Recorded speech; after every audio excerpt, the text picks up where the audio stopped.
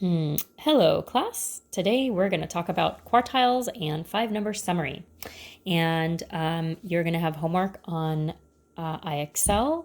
And then on Friday, you're going to have a little short, maybe 2-question quiz, which I think I'm actually going to do Google Forms. And I want to remind you that anything that you don't understand or you feel you need more help with, you can always talk to me on Tuesday at our class meeting. The thing I want to start with is some vocabulary. So I'm going to write that. Vocabulary. And I'm going to write out a list of numbers so that you can see what I'm talking about. And here's our list of numbers. And the first vocabulary word is going to be our minimum. And of course, the minimum is just the smallest number.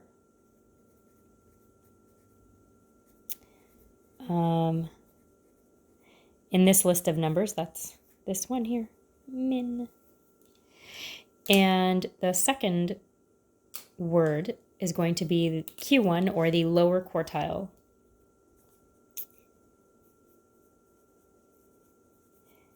Lower quartile.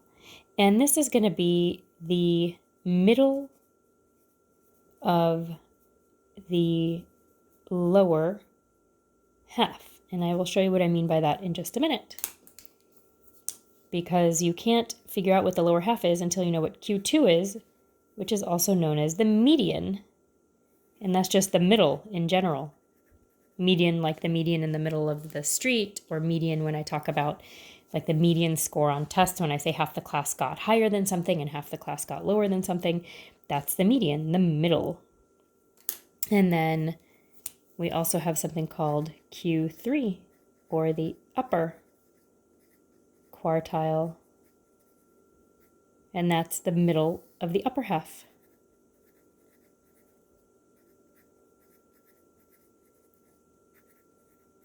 And then we have our maximum, which is the largest value,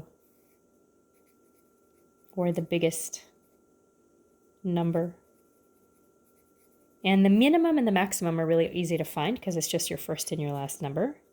That's your max. If it gets angry, then you get a mad max. If I look at the middle number, it's 4. That's my Q2 because it's right in the middle. There are 3 numbers to the left and 3 numbers to the right. Those numbers don't have to be evenly spaced out. There just has to be the same number of them. The bottom half, the lower half, is whatever's to the left or less than the median. So that's our 1, 2, 3. And the middle of those is this 2. And then our upper half is anything that's bigger than 4. And the middle of that happens to be 6. So that's Q3.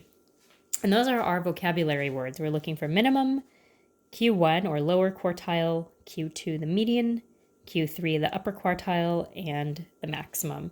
And I'm going to give you a list of numbers that are already in order and show you how to find them. And then we're going to do one example where you have to put them in order.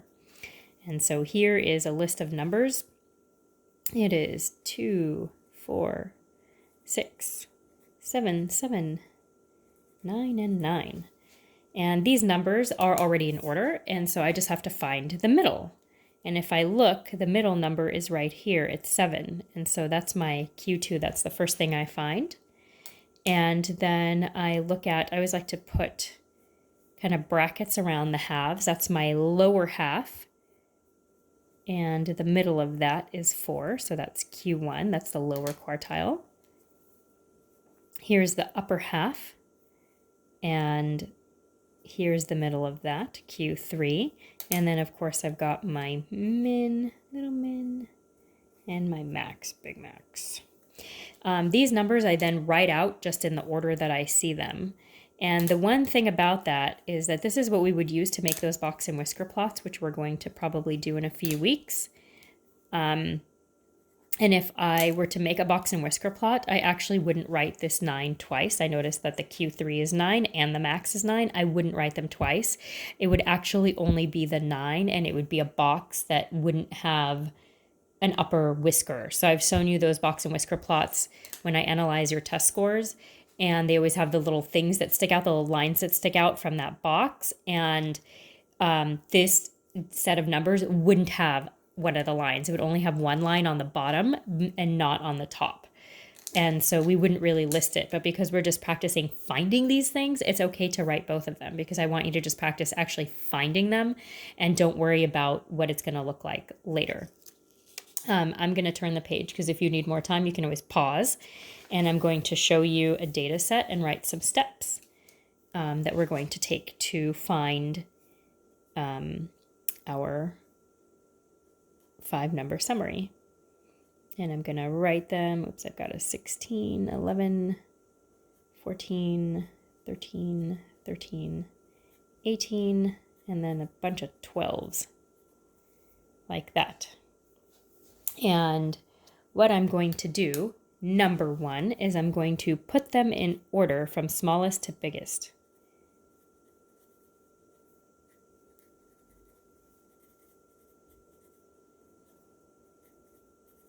And so that's the first thing I'm going to do, is I'm going to put them in order. And so when I do that, I find my smallest one. That looks like 11. And then looks like the next are all these 12s. And I write all of them. I also like to put a little check so that I know, or I cross it out so that I know I've already put the number. And so I don't repeat. And so I also don't miss anything. And then it looks like we have a 14, and then 16 and 18. And so I put them in order because I want to make sure that I don't miss anything. And the next thing I do is I'm going to actually find the median.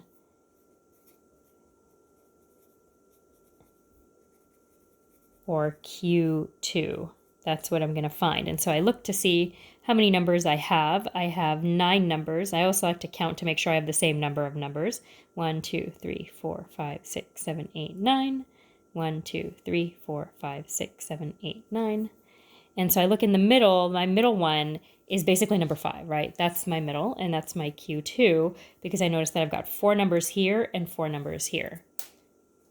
After I find the median, I find Q1, and which is the middle of the lower half, or the lower quartile.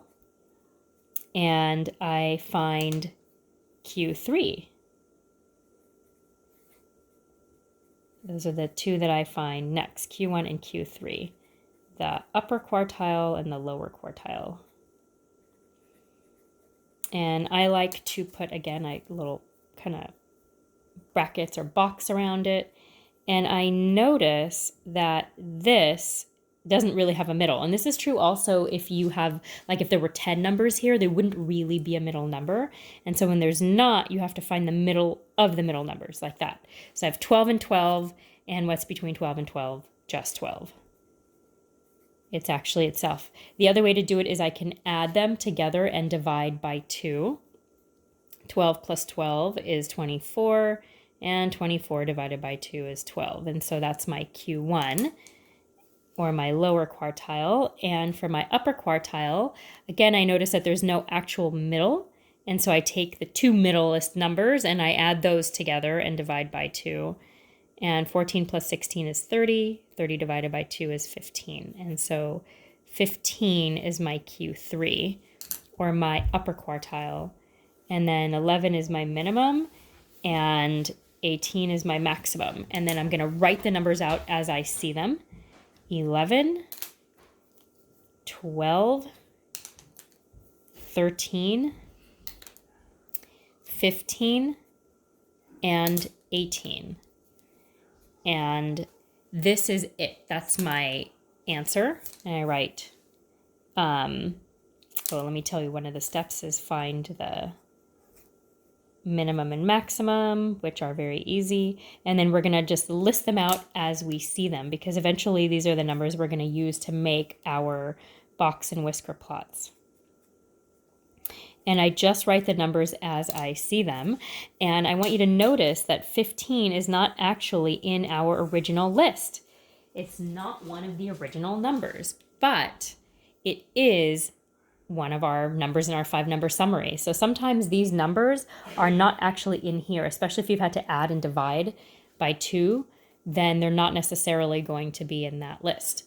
Sometimes you might, instead of having you write them all out, it might ask you just for one of them, like on IXL where you're going to do some practice. It might only ask you for one of the numbers.